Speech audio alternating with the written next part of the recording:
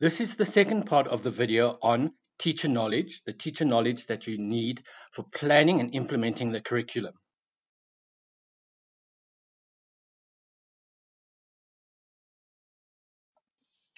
Okay, so firstly, as you watch the video, you should focus on the following.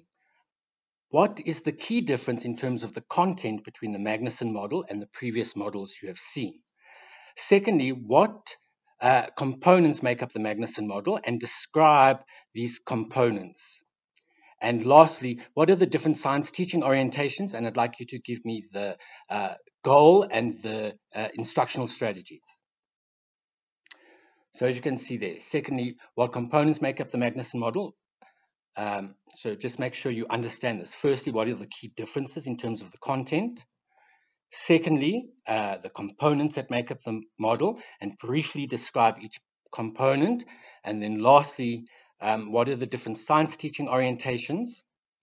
And please, I'd like you to make sure that for each of them, what are the different science teaching orientations? What are they? What are the goals?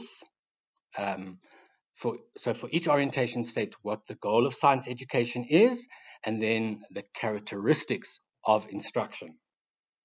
So it's and, so make sure you include both of these.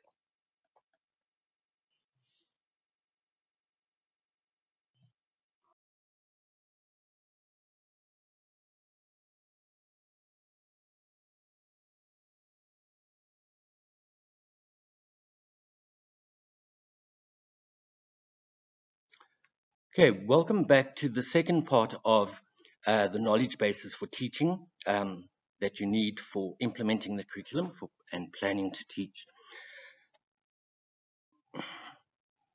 In the last video, okay, we looked at Schulman's conceptions of teacher knowledge bases for the professional knowledge bases.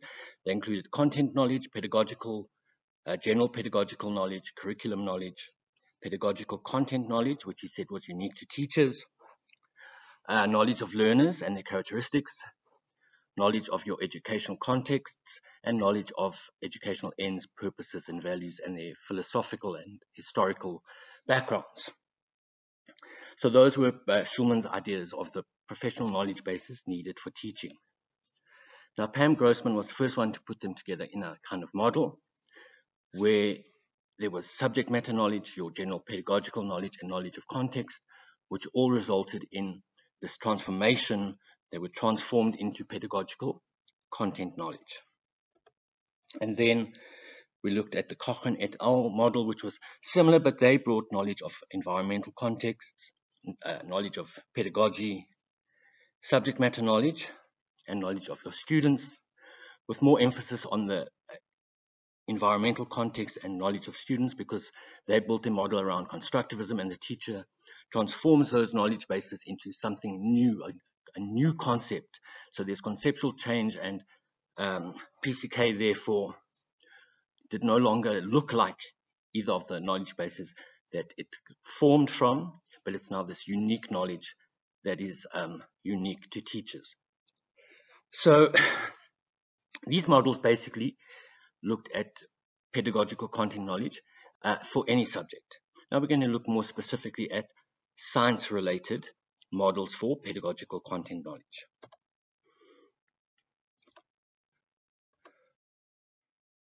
So Magnusson, in about 1999, came up with this model for PCK. Her model has been used extensively in research on PCK, where people have based their studies on this model as their theoretical background.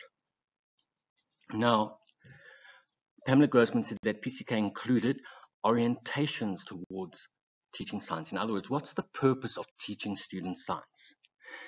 That is shaped, or that shapes knowledge of science curricula, knowledge of assessment of scientific literacy, knowledge of instructional strategies, knowledge of students' understanding.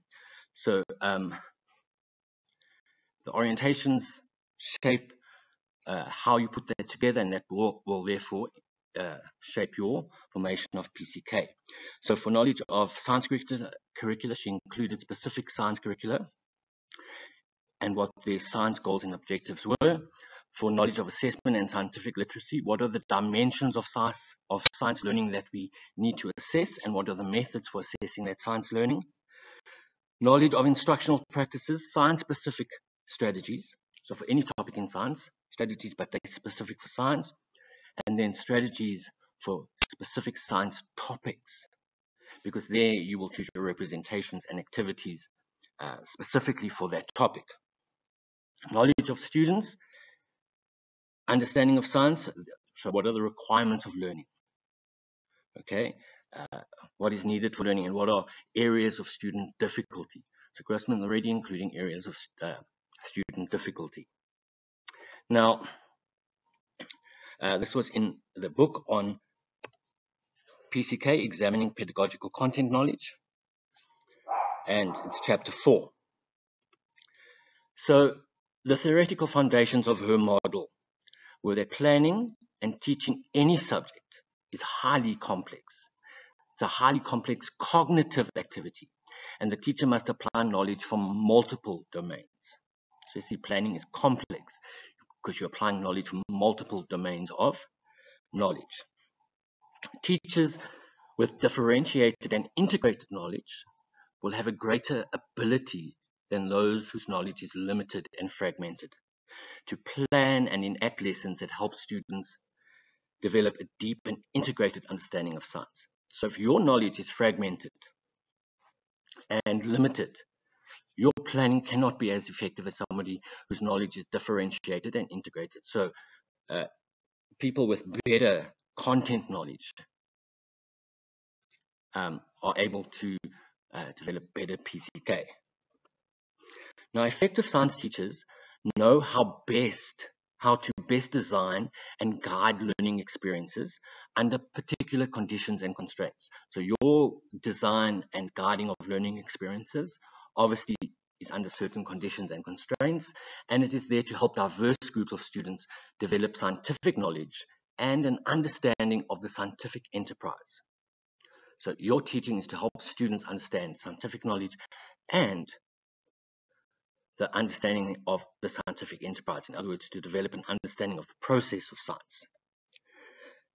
Now, Magnusson, in defining pedagogical content knowledge, it's the conceptualization as the result of the transformation of knowledge from other domains. So again, it involves this transformation, this change into PCK from the other knowledge areas.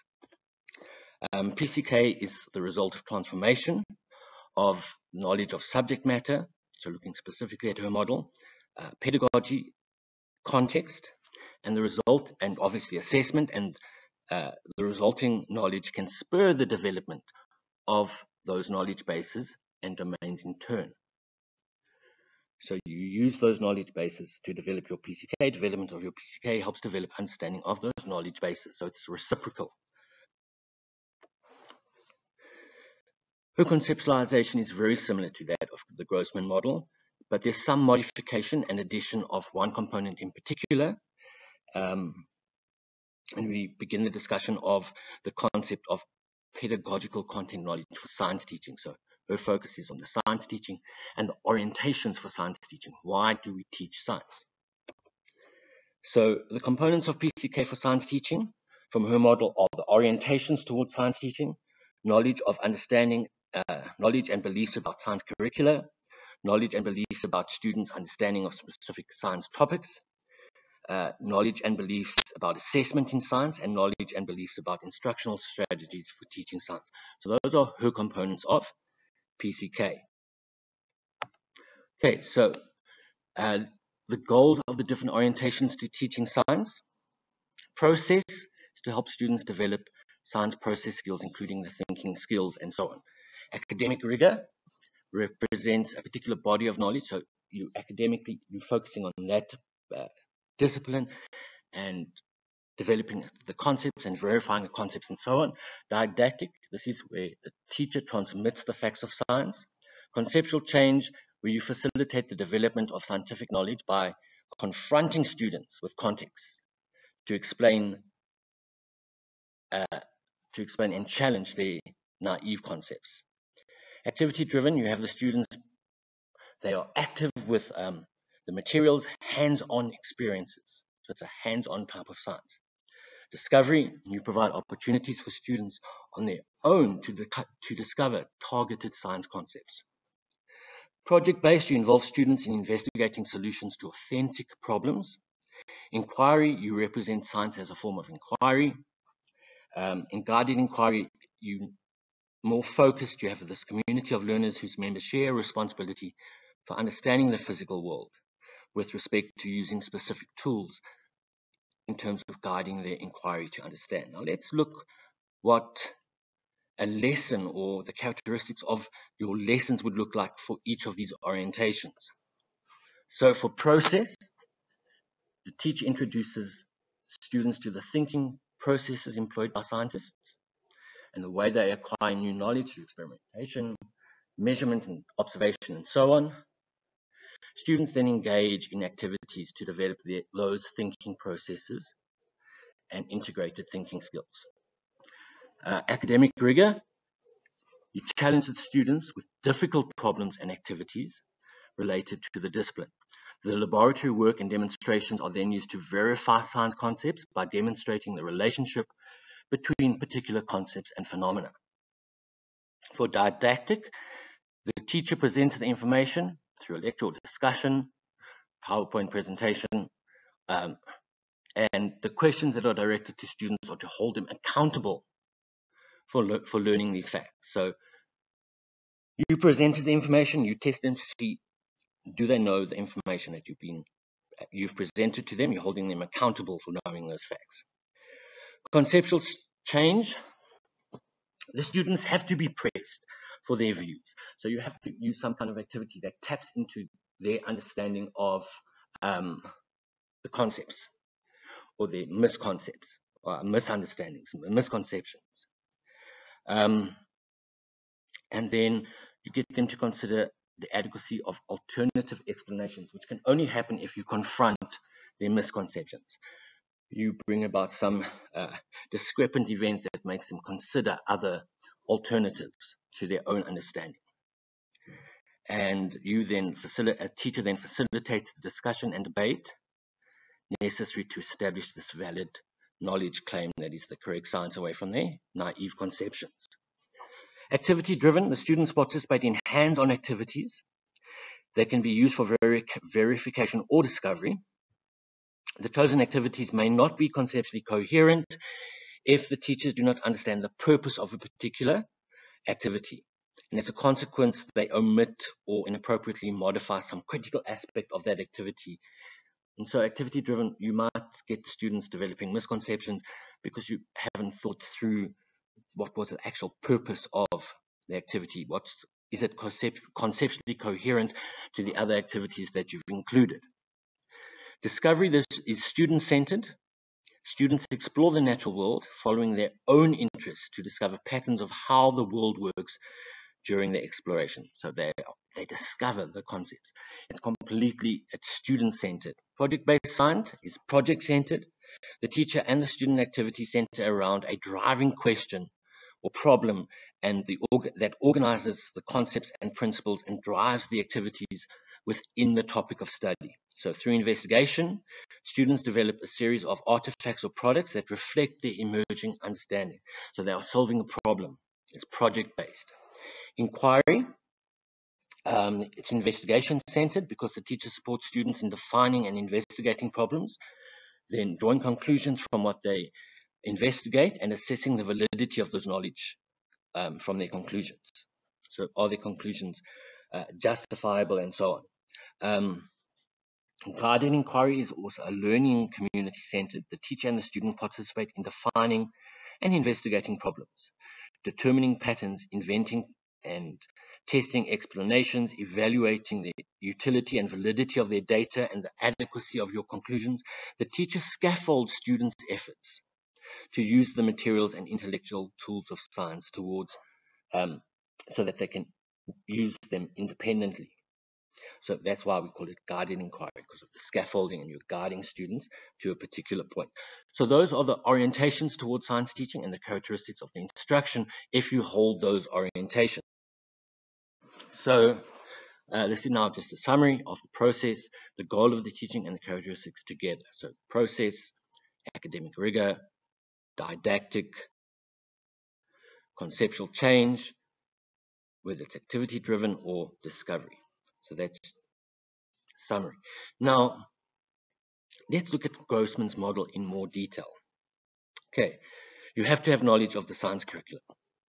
That included knowledge of the goals and objectives of science, of the curriculum, and you needed knowledge of the particular curriculum. So if, for example, you are implementing let me think of an example here, the Cambridge science curriculum, you need knowledge of that curriculum. You need to know that students get assessed on practical skills as well. So you need particular knowledge of that curriculum program. And you would need to know what its goals and objectives are, and that would really tell you kind of what, how the orientation towards science is of that curriculum. Then you need knowledge of students' understanding of science. So what are the requirements for learning? For learning to happen, what is needed? So you need to think of, like, if it's tapping into their prior knowledge, making connections, thinking, making links, and thinking of big ideas, whatever it is, you need to know what those requirements for learning are. The environment, possibly the environment that the students are in, and then you need knowledge of areas of student difficulty. Sorry for the spelling mistake there with difficulty. But yeah, you need to know what areas are difficult. So if it's, for example, understanding chemical change, you've got to know that students struggle with the abstract concept of particles being made of atoms and the reaction ratios. It's abstract, it's difficult. If we are looking at, let's say, a particular section in biology, the terminology, the language becomes difficult, and it often makes students not understand. So the language is an issue. Is it a particular misconception about, for example, photosynthesis, where they think plants get their food from the soil? That misconception makes it difficult for students to understand photosynthesis. So you need knowledge of the areas of student difficulty, whether it's misconceptions, whether it's an abstract concept, whether there might be mathematical calculations that are difficult for students to do. Whatever the area of difficulty is, the teacher needs to know what that area of difficulty is, or what those difficult areas are. So for some science topics, learning is difficult because the concepts are very abstract, and students lack any connection to their common experience because the concepts are so abstract. Other topics are difficult because instruction centers on problem solving, and students do not know how to think effectively about problems and plan strategies to find solutions. So in these cases, it's important for teachers to be knowledgeable also about the kinds of errors that students might commonly make. So for example, if it's a calculation and one of the areas is they have to convert it to SI units, you must know, okay, it's a common error. They don't convert to SI units. Or if it's with scientific notation, that they don't know how to use calculators for scientific, you need to know particularly what those errors are and how to solve them. So the kinds of errors that students commonly make and the types of real-world experiential knowledge that they need to comprehend these problems. So you would also need knowledge of experiential things that can help them understand this knowledge. Third type of difficulty students encounter when learning science knowledge involves topic areas in which their prior knowledge is contrary to the targeted scientific concepts.